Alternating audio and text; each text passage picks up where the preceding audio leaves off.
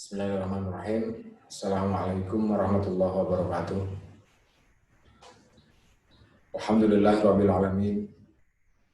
Wa bihi nasta'inu ala umuri dunya wa din wa ala alihi wa sahbihi ajma'in. Amma ba'du. Pertama-tama marilah kita panjatkan puji dan syukur kehadirat Allah Subhanahu wa taala yang mana atas limpahan rahmat dan hidayahnya alhamdulillah kita saat ini dapat berkumpul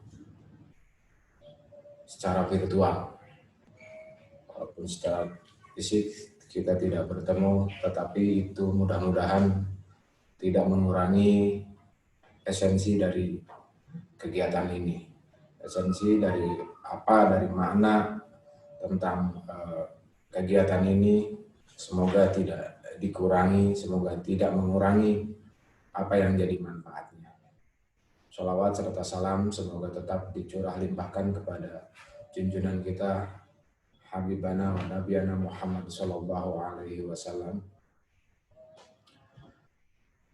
Adik-adik yang saya cintai dan saya banggakan, selamat berjumpa, selamat bertemu dengan kami dari BNN Kabupaten Kuningan dalam rangka kegiatan masa orientasi siswa atau disingkat MOS pada tahun ini, yang kebetulan tahun ini dalam suasana yang berbeda dari tahun-tahun sebelumnya, yang mungkin adik-adik ataupun saya sendiri belum pernah menjalani sebelumnya tentang suasana ini.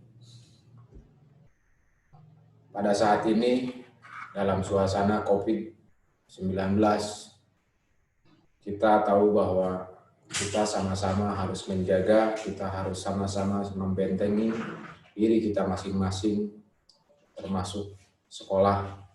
Maka dari itu, hal ini dalam MOS saat ini, pihak sekolah melaksanakan masa orientasi siswa tetap dilaksanakan, akan tetapi dilaksanakan secara virtual. Adik-adik yang saya cintai dan saya banggakan, sebelum ke materi mungkin saya ingin memperkenalkan diri. Tak kenal maka tak sayang, ya, tak kenal maka tak sayang. Maka dari itu, walaupun saya tidak langsung melihat adik-adik, tidak melihat senyuman adik-adik, tapi saya yakin saat ini adik-adik dalam suasana bahagia, dalam suasana nyaman, dalam suasana penuh harapan ke depan, dan masuk di SMA Negeri 1 Kuningan dengan segala kekuatan adik-adik. Walaupun kondisinya seperti ini, insya Allah adik-adik kuat, adik-adik harus tetap maju, adik-adik adalah penerus bangsa. Perkenalkan, nama saya di sini mungkin tertera Dedi Nuryadi, ya. Dedi Nuryadi. Saya di BNN Kabupaten Kuningan, jabatan saya sebagai Kepala Seksi Pencegahan dan Pemberdayaan Masyarakat. Di BNN Kabupaten Kuningan terdiri dari 3 seksi dan 1 kasubag. BNN Kabupaten Kuningan menangani tentang narkotika, karena itu dinamakan Badan Narkotika Nasional Kabupaten Kuningan.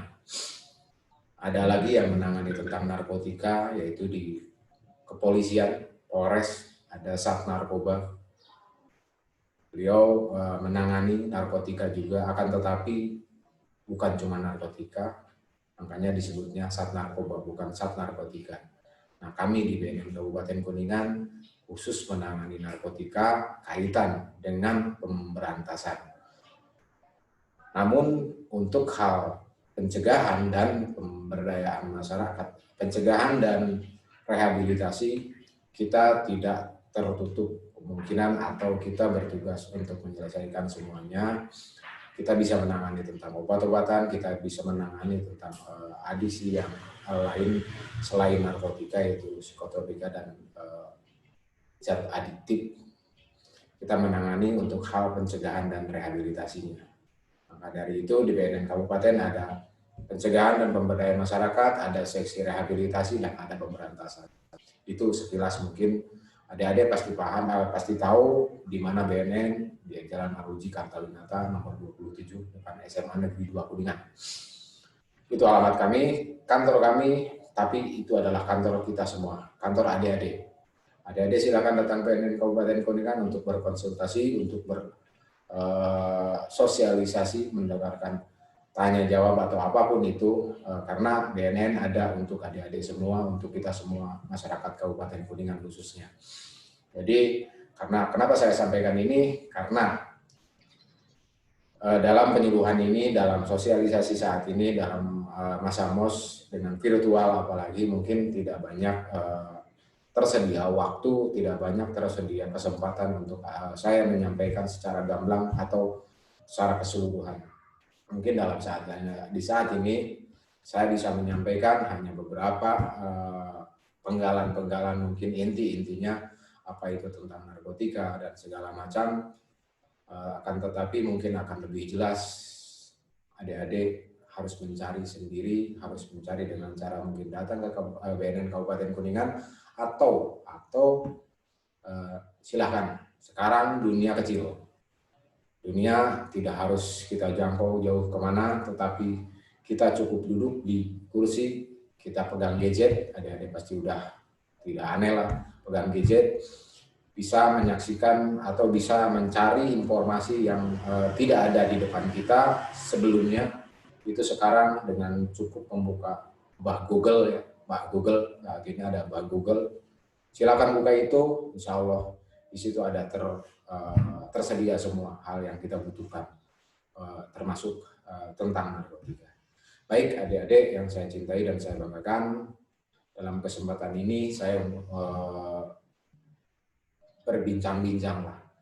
Mungkin akan lebih ininya, saya walaupun tidak melihat adik-adik satu kali lagi, saya tetap akan menyampaikan ke adik-adik tentang narkoba atau narkotika.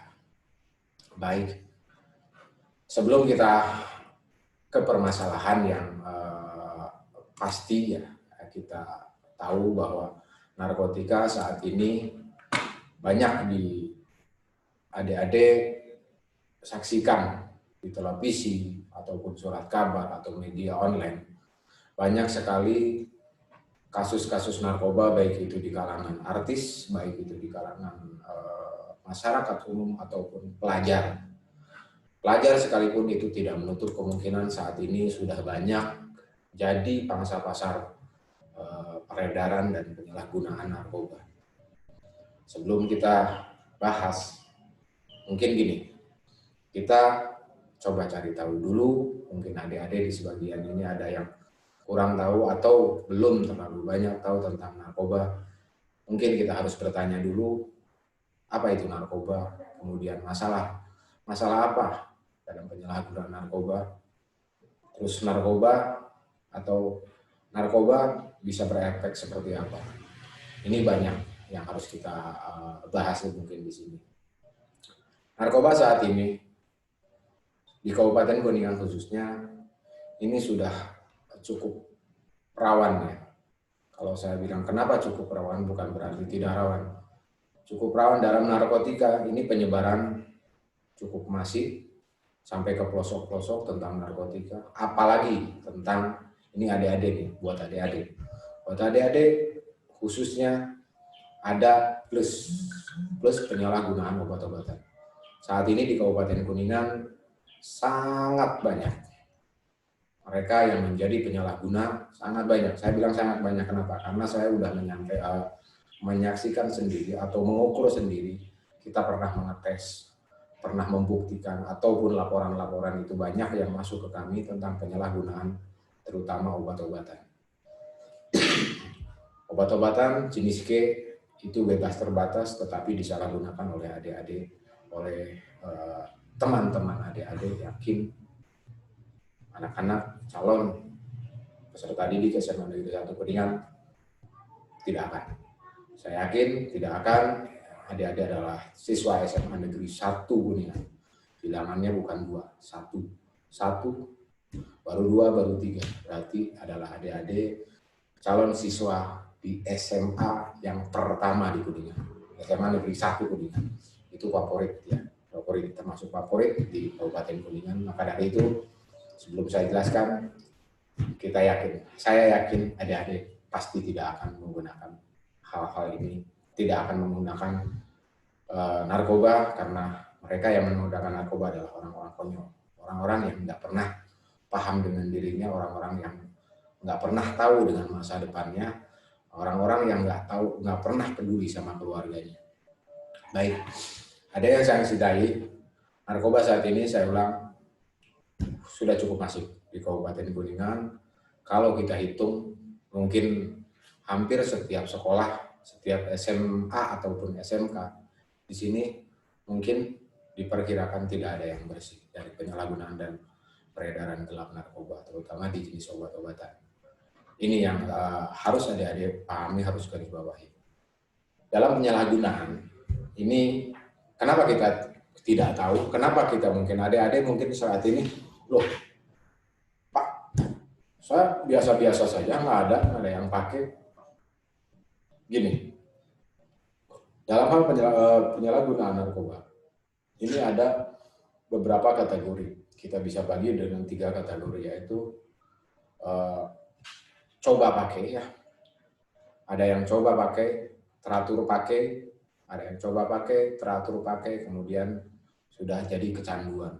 Nah, ini coba pakai. Ketika orang coba pakai, ini efeknya masih belum seberapa. Efeknya masih belum terlihat dalam keadaan atau dalam kehidupan sehari-hari. Kategori penyalahgunaan narkoba berdasarkan pekerjaan, misalkan saat ini untuk pekerja jumlahnya sekitar 22,34% kalau nggak salah, kemudian pelajar dan mahasiswa 27,32%, dan pekerja swasta atau pemerintah itu angkanya hampir 50%. Dari penyalahgunaan itu 50%-nya adalah pekerja, karena berkaitan dengan finansial, berkaitan dengan uang untuk membeli, daya beli, terus kejenuhan mungkin pekerjaan, maka itu bisa bisa terjerumus ke dalam penyalahgunaan. Kaitan dengan pelajar, dalam hal ini adik-adik adalah pelajar. Pelajar saat ini menempati posisi yang kedua, mungkin di angka 27,32% ya penyalahgunaan tentang narkobanya. Akan tetapi ini adalah pintu, adik-adik adalah pintu untuk menuju ke yang 50%. Maka dari itu, adik-adik adalah masa-masanya yang harus lebih banyak mengetahui untuk bekal. Apakah kita ke depan mau sukses ataupun mau gagal. Ketika adik-adik di fase pendidikan SMA terutama, ketika di SMA ini saatnya banyak adik mengarungi tantangan-tantangan yang memang sepintas seolah-olah membuat kita happy. Ciri khas adik-adik, ciri khas anak SMA. Karena jujur, saya melewati itu, saya juga melewati masa-masa itu, dan masa itu adalah masa yang memang rentan sekali. Ketika kita masuk ke dalam satu lingkungan itu tidak terlalu detil, kadang kita tidak terlalu detil untuk mendefinisikan bahwa lingkungan ini ke depannya, pergaulan ini ke depannya akan seperti apa, pergaulan seperti ini kini ke depannya bisa berefek seperti apa. Ini biasanya ciri khas anak pelajar SMA ataupun SMK belum begitu mendetailkan tentang pengaruh-pengaruh pergaulan di saat ini untuk ke masa depan. Adik-adik yang saya cintai, narkoba ini kalau kita bahas gini, narkoba orang tidak ada yang bercita-cita untuk jadi pecandu narkoba, tidak ada, termasuk adik-adik. Apalagi adik-adik kalau saya tanya cita-citanya apa, pasti yang bagus-bagus, pengen jadi dokter, pengen jadi guru, pengen jadi presiden, pengen jadi bupati, wali kota, ataupun anggota dewan dan pengusaha segala macam. Ini semua cita-cita itu adalah mulia, bagus, dan memang tinggi.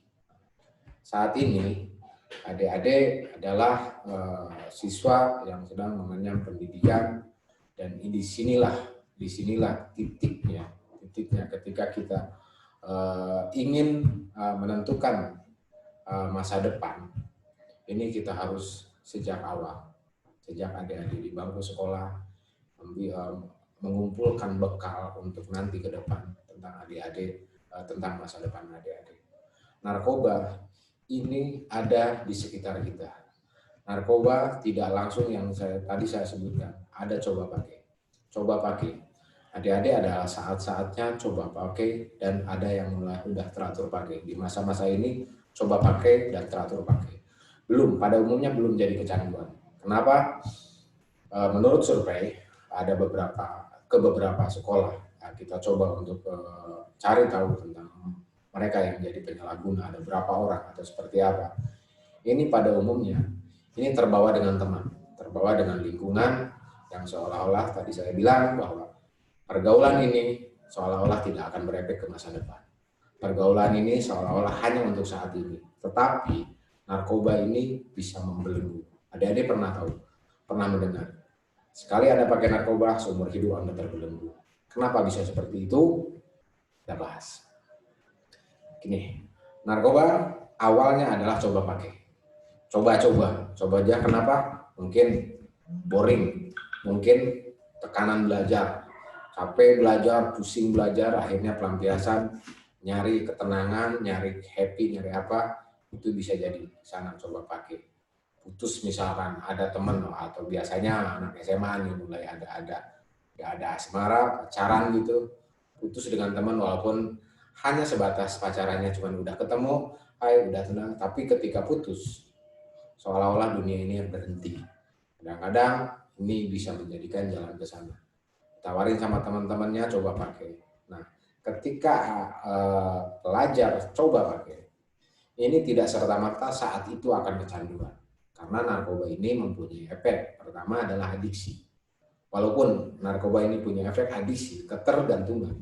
Ini fase untuk sampai ketergantungan adalah awalnya adalah coba pakai.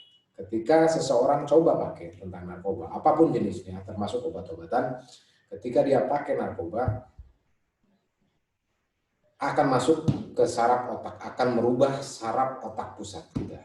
Karena begini, saraf otak pusat kita ini bekerja sebenarnya siapapun orangnya, si pintarkah atau si kurang pintar, nggak ada yang bodoh ya, si pintar atau si yang belum pintar, semua fungsi otaknya normal. Kecuali orang gila. Semua fungsi otaknya normal. Kita udah dianugerahkan oleh Tuhan, dianugerahkan oleh Allah Subhanahu wa taala. Kita ini makhluk yang mulia, makhluk yang sempurna. Kenapa makhluk yang sempurna? Karena kita diberi akal. Kita diberi akal dan akal ini biasanya orang identik ke sini, menunjuk ke otak kita. Walaupun pada intinya akal kita akan halus berkaitan dengan hati kita.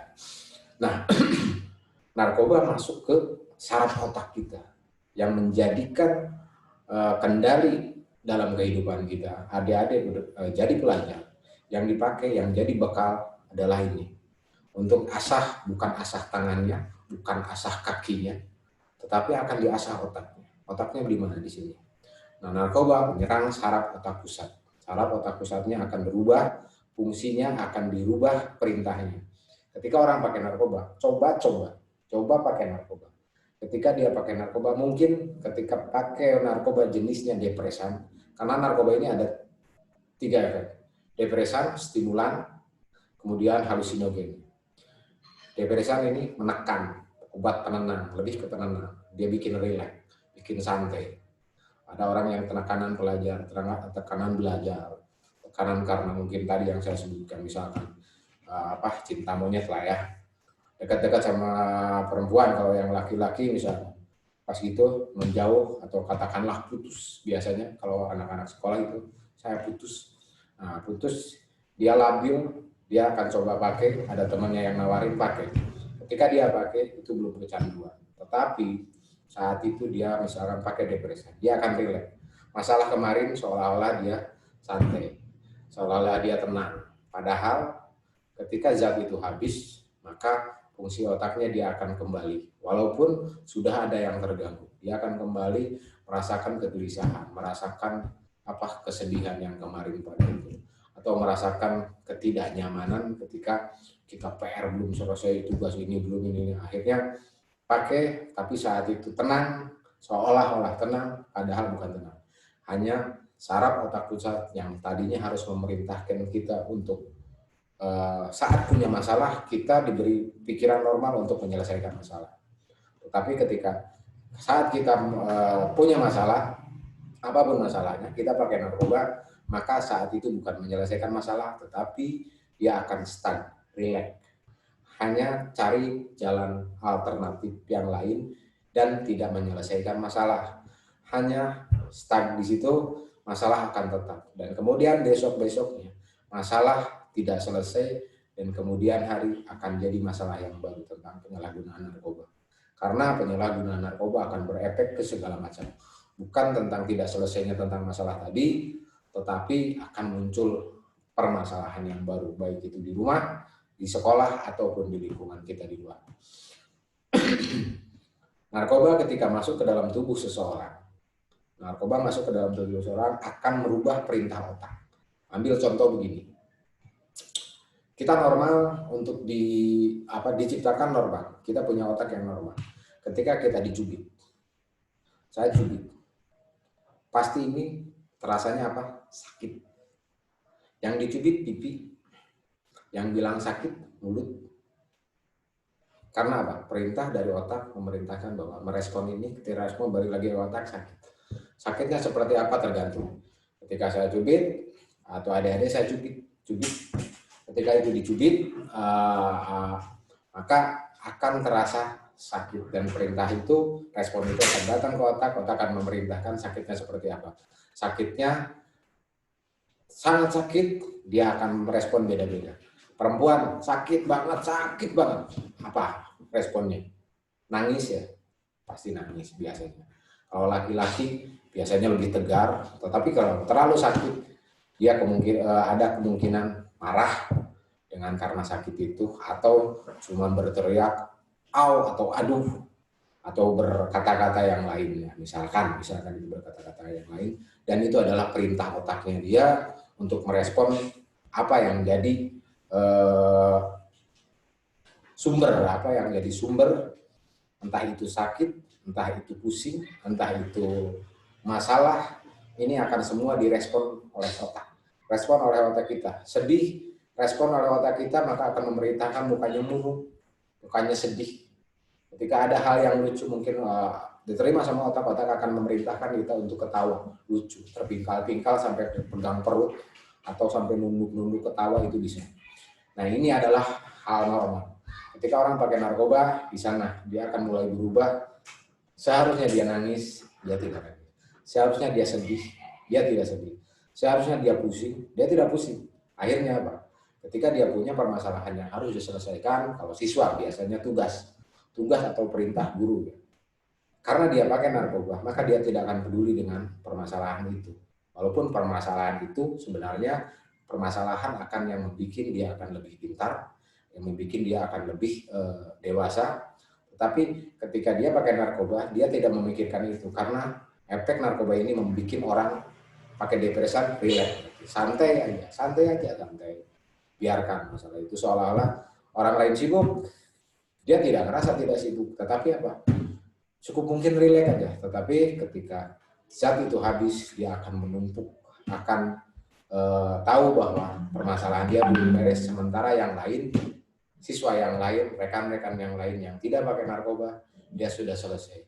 Besok ditambah lagi tugas, yang ini belum, orang lain tinggal satu, ini udah jadi dua. Semakin numpuk, dia akan semakin tidak ngerasa beban untuk menyelesaikan hal itu. Sementara coba pakai, tadi sudah pernah coba pakai. Akhirnya apa? Tekanan lebih berat, dia akan lebih dekat untuk pakai zat tersebut. Karena zat tersebut, narkoba ini punya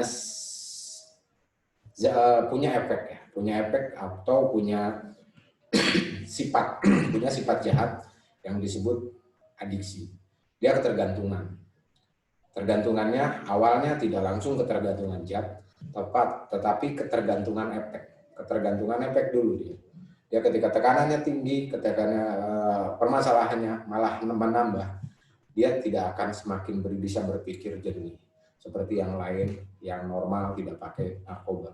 orang yang pakai narkoba akan lebih terganggu karena saraf otak sudah pernah diganggu oleh narkoba, sudah pernah merasakan hal yang seolah-olah rileks padahal bukan. Sementara yang lain otaknya normal untuk berpikir. Ada masalah selesaikan, ada masalah selesaikan, ada tugas selesaikan. Seperti itu.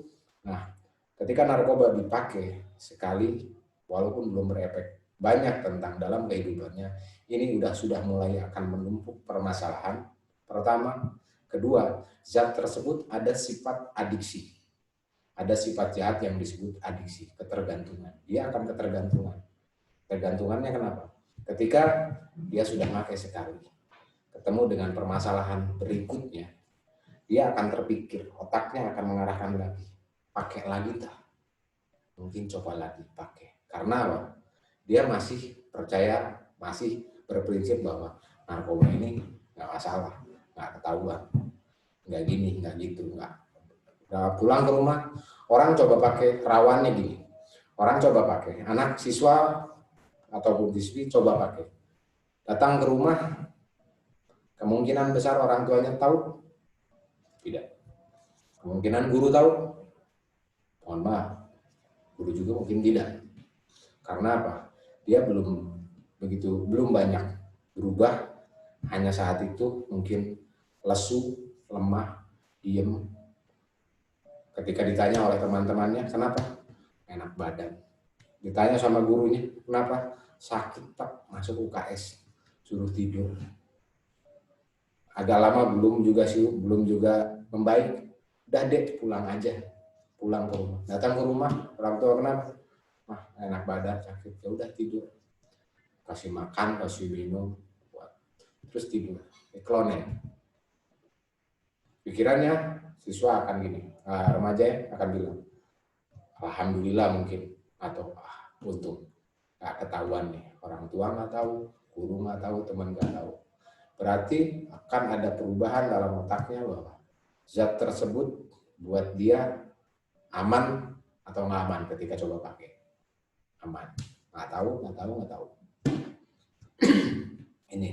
Ini bahayanya di sini. Awal bahayanya coba pakai, dia akan mulai punya pemahaman bahwa asal sedikit tidak tahu, asal segini pakai, misalkan obat-obatan pakai pertama dua butir dia telan, efeknya udah ada tapi guru tidak tahu, teman nggak tahu, dan di rumah pun tidak tahu, dia akan berprinsip 2 ini aman. Kalau pakai 2 aman. Besok ketemu temannya lagi yang bareng pakai, dapat lagi masalah yang tugas kah apakah, ini akan mudah ketika ditawarin, mau nggak? Kemungkinan mau, kemungkinan besar akan mau dia pakai. Tapi masih ada saat, ayo pakai, tapi jangan di sini. Ntar di sana, yang sepi, yang gini. Itu pertamanya arah akan ke sana. Disinilah udah mulai berperan sifat adiksi, ketergantungan. Dia udah mulai ketergantungan dengan solusi pakai zat itu. Padahal zat tersebut tidak menyelesaikan masalah, hanya akan menambah masalah berikutnya ketika dia udah mulai sadar zat tersebut di dalam tubuhnya udah mulai hilang. Karena narkoba atau narkotika ini definisinya gini, zat atau obat sintetis, semi-sintetis, tumbuhan ataupun bukan tumbuhan, ketika dikonsumsi oleh seseorang itu akan merubah kesadaran, merubah mood. Sadaran atau mood dari sini ya.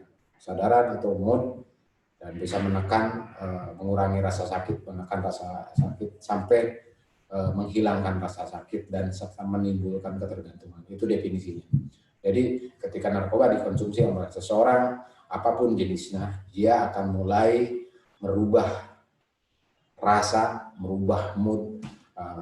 Kalau depresan dia akan menekan kesadaran, kalau stimulan dia akan mendongkrak seolah-olah semangat. Awas, harus digarisbawahi, narkoba tidak semuanya bikin rileks, tetapi ada yang bikin semangat, ada yang seolah-olah bikin kita lebih fresh, padahal ketika zat tersebut habis di dalam tubuhnya, dia akan merasakan berbalik, capek, dia lemah, dia galau, dia cemas, dia akan seperti apa. Yang tadinya bikin pede, dia nggak pede, akan berbalik, bahkan akan turun di bawah yang tadi sebelumnya. Sebelum dia pakai narkoba, pede dia di sini. Pede dia di sini, Kemudian setelah pakai, dia seolah-olah pede. Habis zat dalam tubuhnya, dia tidak pede bukan balik ke sini, tetapi akan ke sini. Dia semakin nggak pede, dia akan semakin gelisah, dia semakin nggak percaya diri. Itu bisa berefek seperti itu. Nah, narkoba awalnya masuk adalah coba-coba, kemudian dia akan mengalir tidak terasa dan belum menjadikan efek-efek yang terjadi pada kehidupan sosial, ya. Belum menjadi efek dalam kehidupan sosial, dia belum berubah, perilakunya belum banyak berubah, terutama biasanya di rumah. Di rumah biasanya yang lebih ditakutin anak-anak, biasanya remaja gini, di rumah baik, di luar, padahal di luar udah mulai ngaco, di rumah masih baik. Jadi narkoba ketika udah masih coba pakai, itu biasanya belum banyak berubah, terutama di rumah. Di rumah tidak ketahuan, akhirnya dia ngerasa tenang dan ngerasa memungkinkan atau sangat berpeluang untuk memakai obat-obatan zat tersebut untuk disalahgunakan. Dia mungkin tidak akan terlalu berprinsip atau tidak akan terlalu takut dengan efeknya, karena ngerasa sendirinya dia sudah merasakan bahwa zat tersebut dipakai tetapi masih bisa ditanggulangi, masih bisa dikendalikan. Ini biasanya pemahaman seperti itu di remaja, tenang, masih nggak ketahuan, berarti masih terkendali. Jadi dia akan pakai zat tersebut, ataupun ditawarin dia akan mudah untuk mau, akan mudah untuk pakai. Ini ya. Kemudian fase berikutnya, ketika narkoba ini awalnya coba-coba, walaupun awalnya coba, kemudian akan jadi tadi yang saya bilang, punya sifat adiksi, dia akan ketergantungan, mulai ketergantungan. Ketergantungan akan efeknya atau ketergantungan situasi misalkan. Ketika dia kemarin pakai, dia lagi main sama temannya di suasana yang mungkin rada jauh dari sekolah atau jauh dari perkampungan, dia ngerasa bebas, aman. Tergantungan ini akan mulai mempengaruhi dia ketika jauh dari orang tua, ketika jauh dari guru, ketika jauh dari teman-teman yang baik, dia akan berpeluang, akan menjadi ketagihan untuk pakai lagi. Happy lagi, apalah bahasanya mungkin seperti itu, dia akan pakai lagi.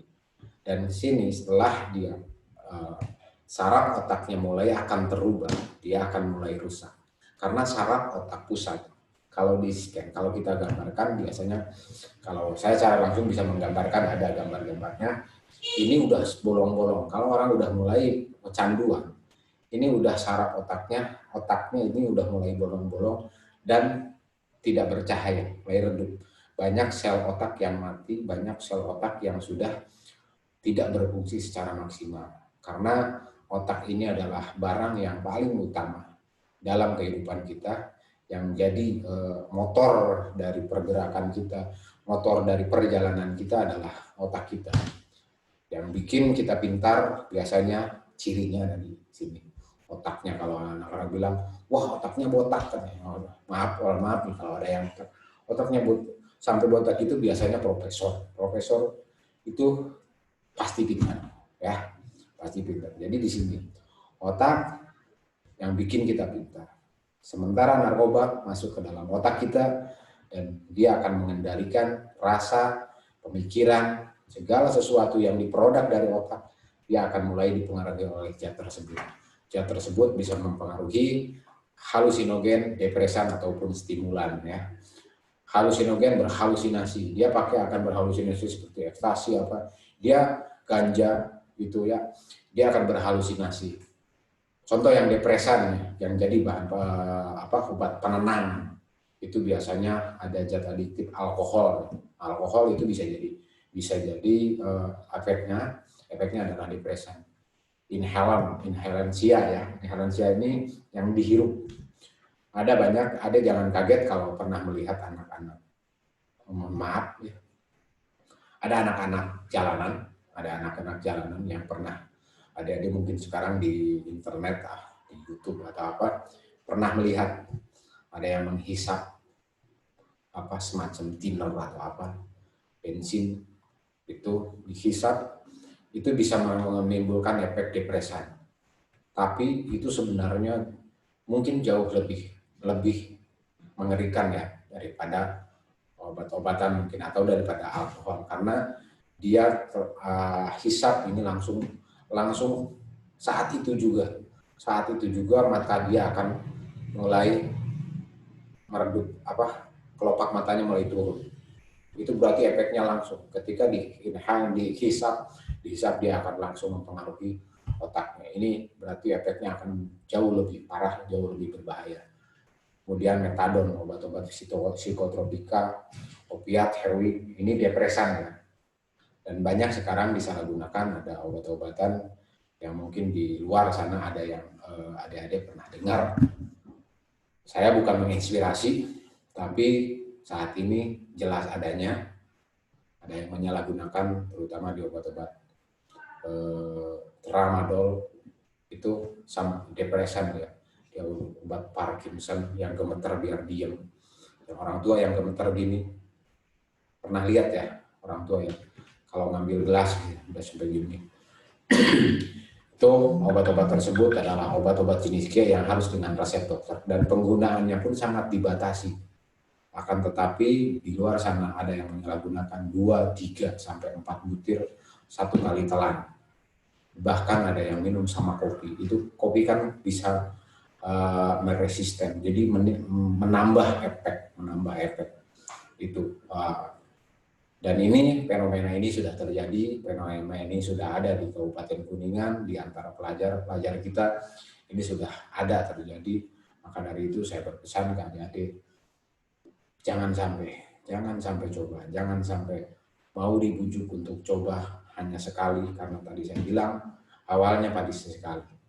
Awalnya bukan pecandu, awalnya tidak inginnya menjadi pecandu, tetapi narkoba ini bisa menarik diri kita, bisa menarik otak kita, bisa mengendalikan otak kita untuk terus-terusan pakai.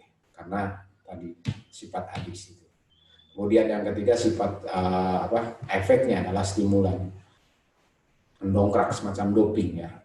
Semacam doping itu narkoba ini ada yang diinikan semacam doping. Dia akan meninggikan seperti amfetamin atau metamfetamin. Kalau yang bahasa umumnya sering ada di televisi, lihat para artis ataupun yang lain banyak, atau bukan cuma artis saja, ada yang pakai sabu-sabu itu mendongkrak. Orang pakai sabu-sabu seolah-olah seger, dia tidak ngantuk, dia tidak capek, karena tadi zat tersebut mempengaruhi otaknya, memerintahkan otaknya untuk bilang ke tubuhnya, bilang ke matanya, seger, tidak ngantuk, ke badannya, seger, tidak capek, maka dia akan terus beraktivitas. Sementara zat itu habis di dalam tubuhnya, dia akan mulai merasakan capaian yang tinggi, karena pada saat dia pakai sebenarnya waktunya istirahat, pada saat dia pakai padahal waktunya dia tidur. Nah, akhirnya setelah dia habis zat dalam tubuhnya, dia akan merasakan badannya sakit karena aktivitas yang di luar batas, ngerasa mengantuk berat ataupun gelisah karena saat kemarin harusnya dia istirahat tidur, dia akan merasakan efek-efek yang tadi yang harusnya badan kita sudah dikasih normal. Ketika kita capek pasti kita pengennya istirahat, ketika kita ngantuk pasti pengennya tidur, mata kita akan cari tempat tidur. Ketika kita lapar, mata kita akan cari makanan. Ketika kita capek, kita akan cari tempat berteduh, tempat duduk yang bikin kita rileks, santai, istirahat. Ini organ tubuh kita sudah sempurna. Akan tetapi di luar sana banyak yang mengambil jalan pintas seolah-olah dia ingin merasakan hal-hal yang enak, hal-hal yang rileks, hal-hal yang seolah-olah bikin dia greget, tetapi dengan cara menyalahgunakan narkoba. Dan ini yang selanjutnya akan yang terasa bukan efek halusinogennya, bukan efek depresannya, bukan stimulannya, tetapi yang akan lebih kerasa oleh orang tersebut adalah dia terbelenggu dengan kecanduan. Dia terbelenggu dengan efek kebutuhan barang tersebut. Dia akan terbelenggu dengan rasa di dalam tubuhnya yang seolah-olah menginginkan. Karena yang kedua adalah sifat jahatnya, selain tadi adiksi, ada sifat jahat yang kedua adalah habitual. Ketika orang udah pakai barang tersebut, pakai terus barang tersebut, maka barang tersebut, ketika pakai barang tersebut, dia akan terus sampai kecanduan. Setelah kecanduan, dia akan seandainya berhenti dengan cara direhabilitasi, ataupun ada kasus, ataupun ada hal-hal yang membuat dia mau tidak mau harus berhenti, ataupun tersadarkan untuk berhenti dan melalui proses rehabilitasi. Karena proses penyembuhan atau pemulihan pecandu narkoba adalah caranya rehabilitasi. Yang tadi awal saya sebutkan, di BNN ada ada seksi rehabilitasi. Ini adalah untuk menyelesaikan masalah pecandu. Ketika mereka jadi pecandu, maka jangan dikucilkan atau jangan dihakimi dengan justice yang kita layangkan buat mereka, tetapi kita rangkul, kita dekati mereka untuk direhabilitasi.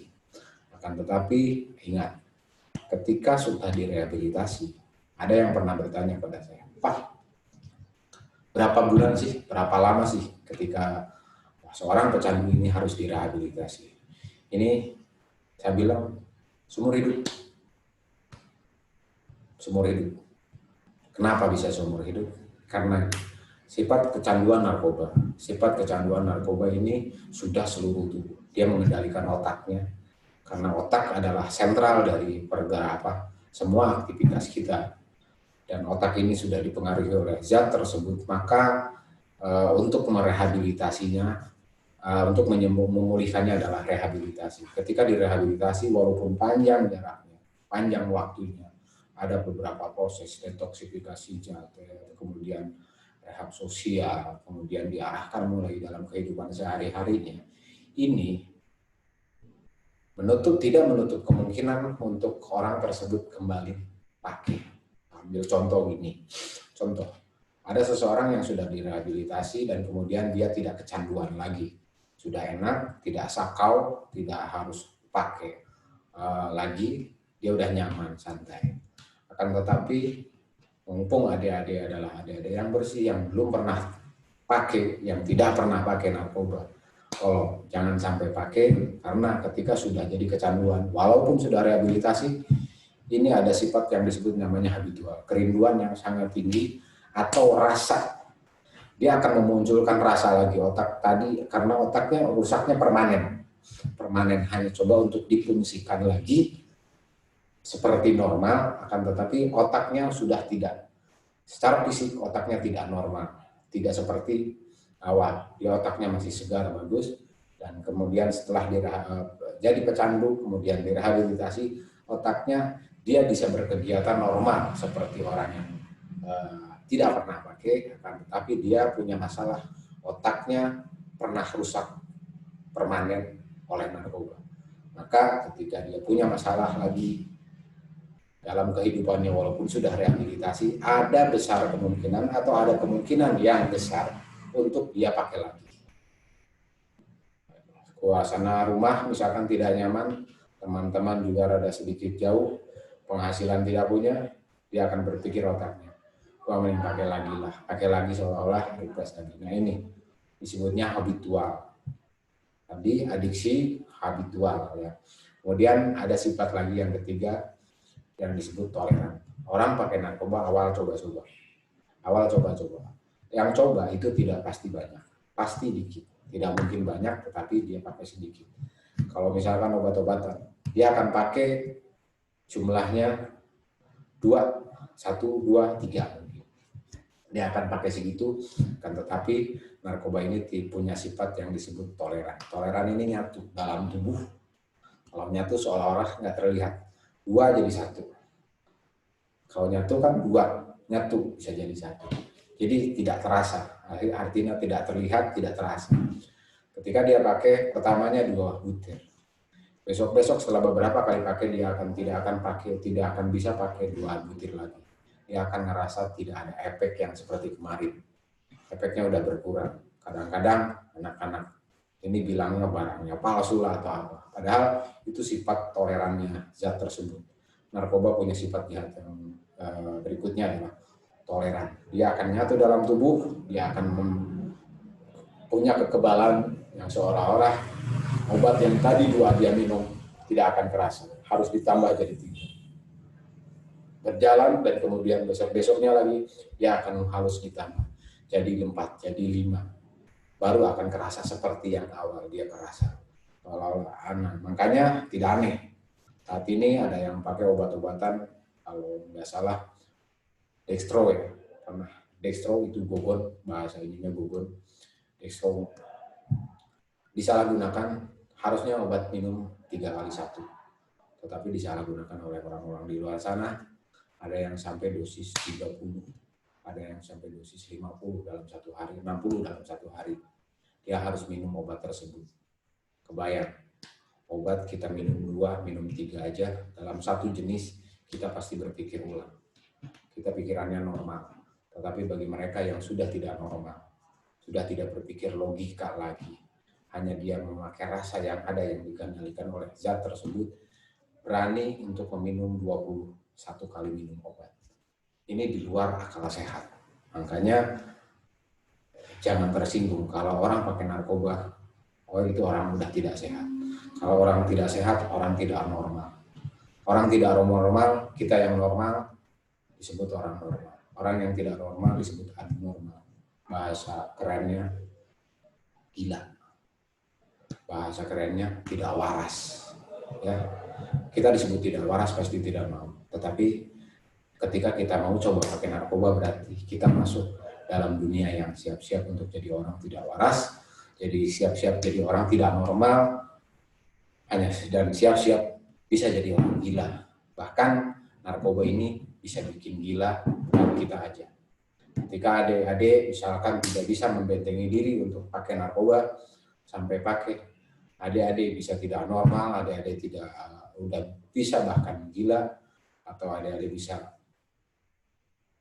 terkendala resiko yang sangat pahit. Bukan cuma gila kita, tetapi orang tua kita, saudara-saudara kita akan ikut kena imbasnya. Karena narkoba ini tidak cuma berefek kepada diri kita, tetapi narkoba ini bisa berefek kepada lingkungan kita. Apa lingkungan kita yang paling dekat? Siapa lingkungan kita yang paling dekat? Adalah orang tua. Ya, orang tua. Adik-adik datang ke sini, datang ke sekolah SMA Negeri 1 Kuningan, pasti dengan dukungan orang tua. Awalnya pasti ngobrol sama orang tua. Mah, Neng, pengen ke SMA 1 Kuningan. Orang tuanya apa? Dengan bangganya. Iya, Neng, sok, iya, cek, ya, Mama dukung, Papa dukung. Papa beliin HP-nya, Papa beliin ininya, segala macamnya, sepatunya yang bagus. Didukung sama orang tua. Untuk masuk ke sini, yang pasti bukan untuk hura-hura, bukan untuk apalagi pakai narkoba. Adik-adik pasti datang ke sini dengan tugas belajar, tugas untuk menuntut ilmu yang akan jadi bekal adik-adik ke depan, siap atau tidak, sukses atau tidak adik-adik ke depan, berhasil atau tidak adik-adik ke depan adalah yang menentukan sebenarnya bukan orang tua, adalah adik-adik sendiri. Tetapi orang tua akan ikut bahagia, bahkan jauh lebih bahagia dari adik-adik yang menjalaninya ketika adik-adik sukses berhasil. Yang pertama, senang, yang pertama bahagia adalah orang tua. Tapi sebaliknya, ketika adik-adik terjerumus misalkan sama narkoba, yang paling dalam terjerumusnya adalah orang tua. Yang merasakan sakitnya lebih sakit walaupun tidak kecanduan adalah orang tua. Karena orang tua berpikir normal, berpikir sehat, sementara harus memikirkan anaknya yang tidak normal dan tidak sehat. Ini akan menjadi lebih pahit buat orang-orang tua kita. Maka dari itu selalu berpesan saya. Dari situ aja kita harus sudah bisa bikin kesimpulan. Adik-adik harus sudah bisa bikin kesimpulan bahwa narkoba tidak, no. Narkoba no buat diri kita, buat lingkungan kita. Karena kita punya lingkungan dan kita punya keluarga. Maka dari itu sekilas pun saya pikir sudah sepantasnya adik-adik punya komitmen bahwa tidak sama sekali. Pokoknya tidak untuk narkoba. Kita maju harus normal. Sesuai dengan apalagi sekarang. Normal sekarang sudah banyak disebut. Sekarang udah mulai new normal ya. Zamannya new normal. Prinsip adik-adik harus mulai dirubah. Sekarang new normal. Dulu ada pelajar yang pakai narkoba, sekarang new normal, sorry. Nah, pakai sekarang, udah beda. Dulu itu sebelum normal, sekarang udah new normal. Berarti new normal, no narkoba. Pelajar bersih dari penyalahgunaan narkoba. Oke, sepakat ya, adik-adik harus bisa membuat new normal ini bukan tentang pencegahan COVID, tetapi COVID juga sama untuk keselamatan dan kesehatan kita. Dan kalau kita bisa new normal dengan saat ini tentang narkoba, itu sama. Adalah untuk kesehatan, untuk keselamatan, bahkan untuk kesuksesan kita. Oke, itu yang sementara yang ini. Kemudian kalau kita bahas ya dari kalau kita simpulkan dari sana, narkoba bisa menimbulkan 3 efek, yaitu halusinogen, depresan, dan stimulan. Kemudian narkoba mempunyai efek jahat tadi. Satu adalah adiksi, kedua adalah toleran, yang ketiga adalah habitual. Ketika adiksi coba pakai, kemudian akan berlanjut dia ke toleran. Setelah coba, dia pakai beberapa kali, dia tidak akan berefek dengan jumlah segitu, dengan dosis segitu, dia akan mulai nambah. Setelah nambah, dia akan ketemu. Kalau untung-untungnya ketemu, tidak ketemu, overdosis, meninggal atau rumah sakit. Nah, dari sana kita rehabilitasi. Setelah rehabilitasi atau setelah berhenti pun dia akan harus menanggung, harus berhadapan lagi dengan efek yang namanya habitual.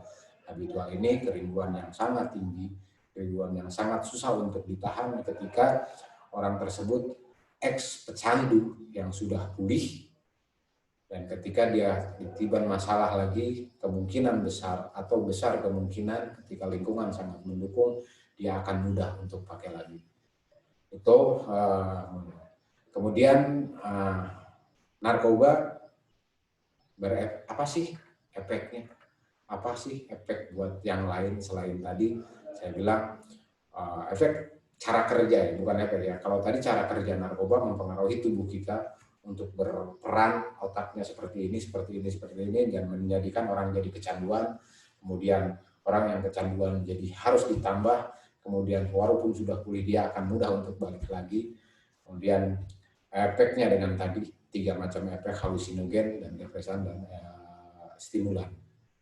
Narkoba setelah dikonsumsi, ingat adik-adik sekolah di SMA Negeri 1 Kuningan, adik-adik sekolah di sekolah favorit yang ingin adik-adik tuju, pastinya adik-adik adalah menyimpan harapan, menyimpan angan-angan, menyimpan cita-cita di sana, menangguhkan cita-cita di sana di SMA Negeri 1 Kuningan, ingin lulus dari SMA Negeri 1 Kuningan dengan nilai baik. Dan berikutnya, ingin masuk di perguruan tinggi negeri favorit, ternama atau bagus. Pasti semuanya ingin ke arah sana. Dan ini ketika orang pakai narkoba, efeknya banyak. Dia akan salah satunya, dia akan menurunkan kesadaran, akan berefek pada ketika orang sudah kecanduan, coba pakai dan mulai kecanduan, dia akan berefek sosial, dia akan mulai berefek pada perilaku. Perilaku orang yang pakai narkoba itu identiknya apa? Malas. Karena otaknya sudah tidak normal, dia ingin selalu relax, tidak peduli. Dia akan mulai malas, pastinya prestasi akan turun. Ketika prestasi turun, aktivitas kita malas, pola hidup kita mulai akan tidak sehat, akan banyak keluar malam, teman-teman yang tidak karuan, main motor, trek-trekan, ataupun klub-klub yang tidak mungkin, mohon maaf, walaupun ada klub-klub yang baik, kita kadang-kadang jadi geng motor yang tidak karuan, jelas misinya atau visinya, kegiatannya, itu bisa berefek lebih jauh lagi. Bisa sampai penjara bukan karena kasus narkoba, tetapi bisa sampai di penjara kasus pembunuhan, itu tidak sedikit. Di penjara sampai kasus pencurian karena dia butuh uang untuk mengkonsumsi narkoba, beli narkoba mahal, kemudian dia tidak mendapatkan uang banyak, tidak cukup banyak bekal dia untuk beli itu, kemudian dia akan cari dengan hal-hal yang negatif karena otaknya yang sudah terpengaruh, maka pikiran jernih, pikiran bersihnya, pikiran normalnya tidak berjalan, dia akan coba untuk mengambil harta orang, mengambil punya orang. Ketika kedapatan oleh aparat yang berwajib, tentunya dia akan berurusan dengan hukum. Kemudian selain itu, dia akan berefek, yang pasti berefek pada sisi religius, keagamaan. Orang pakai narkoba, pasti sisi agama dia akan menjadi lebih buruk. Dia akan bukan rajin sholat, bukan rajin mengaji, tetapi dia akan semakin jauh dengan hal-hal tersebut. Semakin jauh, maka akan semakin jauh pula untuk sadar. Dan hanya yang bisa, karena agama ini adalah bisa jadi benteng. Justru agama ini harus disimpan di awal. Di awal diri kita, di awal kita memasuki masa remaja ini, yang paling kuat adalah basicnya adalah dari sisi agama. Karena agama tidak pernah mengajarkan hal-hal yang jelek, apalagi tentang narkoba. Sudah jelas dalam Al-Qur'annya, sudah jelas dalam ayatnya bahwa Homer itu termasuk narkoba itu adalah haram. Jika haram, maka tidak untuk dikonsumsi oleh diri kita, itu sudah cukup. Kalau bekalnya adalah agama, ini akan lebih memudahkan kita untuk membentengi. Apalagi ditambah dengan pengetahuan tentang narkoba, apa itu narkoba, efeknya seperti apa.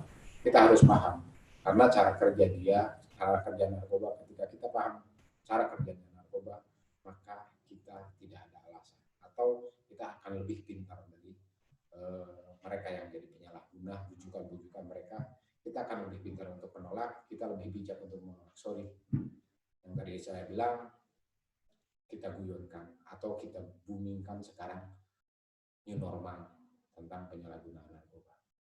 Sekarang new normal, dulu siswa atau siswi ada yang pakai penyalahgunaan narkoba, sekarang sudah new normal, fasenya sudah baru, kita udah mulai dengan kehidupan baru, gaya hidup baru, dengan pelajar sehat tanpa narkoba. Itu mungkin sementara penjelasan dari saya. Mungkin kalau seandainya ini mungkin bisa bertatap muka, mungkin saya lebih suka, lebih senang, karena lebih komunikatif. Biasanya saya dengan melihat adik-adik pun saya lebih semangat. Maaf, bukan saya tidak semangat saat ini. Saya tetap ingin bertemu dan saya berhayal ini. Dalam saat saya menjelaskan pun saya berangan bukan berhalusinasi, tapi saya anggap seolah-olah adik-adik ada di depan. Karena BNN Kabupaten Kuningan bersama masyarakat pendidikan, bersama siswa, apalagi siswa yang baru, adalah anak-anak kami, anak-anak yang harus kami bekali, anak-anak yang remaja, yang masuk dalam fase remaja, terutama di SMA ini, adalah anak-anak yang harus punya bekal, bukan tentang pelajaran di sekolah, tetapi tentang pelajaran hal di luar yang ada dalam pergaulan yang akan berpengaruh terhadap persekolahan kita. Maka dari itu, dalam kesempatan yang singkat ini, saya selaku perwakilan dari BNN Kabupaten Kuningan menyampaikan kepada adik-adik semua untuk berprinsip bahwa narkoba bukan untuk main-main, narkoba bukan untuk coba-coba. Tanamkan di diri adik-adik bahwa tidak ada ruang untuk penyalahgunaan narkoba, apapun jenisnya, tidak ada ruang, bukan untuk dicoba, dan itu adalah hal yang negatif yang harus kita jauhi, yang harus kita jauhkan dari pergaulan atau kehidupan diri kita. Maka dari itu adik-adik harus fokus dengan sekolah, harus fokus dengan pendidikan sekolah ataupun agama. Pertebal di sana, insya Allah ke depan adik-adik akan lebih mudah untuk melakukan penolakan atau menyelamatkan rekan-rekan kita yang misalkan ada yang terjerumus ke arah sana. Jangan pernah jauhi teman kita yang terjerumus, mungkin mereka tidak tahu, mungkin mereka hilap, dan mudah-mudahan masih banyak kesempatan untuk kita tarik dan untuk kita selamatkan mereka dari penyalahgunaan narkoba atau dari efek penyalahgunaan narkoba ke depan. Sebelum teman-teman kita lebih jauh merasakan itu, sebelum teman-teman kita belum terlalu jauh merasakan sisi negatifnya atau berefek pada sisi kehidupan kita, kehidupan mereka, kita selamatkan. Semoga ini bisa jadi amal kita, bisa jadi tabungan kita buat di alam sana. Sebaik-baiknya orang adalah yang bermanfaat buat orang lain. Dalam hal narkoba, kita harus bermanfaat untuk mengajak mereka tidak, untuk membuat teman-teman kita tidak pakai narkoba. Tetap kita obrolkan ini, apalagi sekarang mudah dalam medsos, kita share-share, iseng share-share aja di grup, misalkan ada animasi atau apa, share di grup ini akan lebih lebih bermanfaat mungkin daripada kita share hal-hal yang nggak penting. Apalagi sekarang banyak hal-hal yang negatifnya. Adik-adik termasuk dalam gadget atau dalam dunia new normal ini harus pinter-pinternya memanfaatkan gadget untuk pendidikan dalam sekolah, untuk pendidikan di luar, ataupun untuk hal pengetahuan umum yang lain. Adik-adik pasti bisa. Sekarang adik-adik adalah generasi milenial yang jauh lebih pintar, yang jauh lebih agresif dibanding saya mungkin di masanya. Saya dalam masa SMA tidak mengenal yang namanya gadget. Mungkin adik-adik sekarang bukan mungkin lagi, bahkan yakin sudah semua punya gadget dan bisa membuka dunia. Maka dari itu manfaatkanlah gadget, manfaatkanlah ke teknologi dunia saat ini dengan berbagai kemajuannya. Hindari hal-hal yang negatif, hindari hal-hal yang bakal berefek negatif kepada diri kita, perjalanan kita, termasuk narkoba. Sekali bilang tidak pada narkoba, tetap kita bilang stop narkoba, jangan pernah coba-coba, jangan pakai narkoba. Itu tuh. Wabillahi taufiq wal hidayah. Wassalamualaikum warahmatullahi wabarakatuh.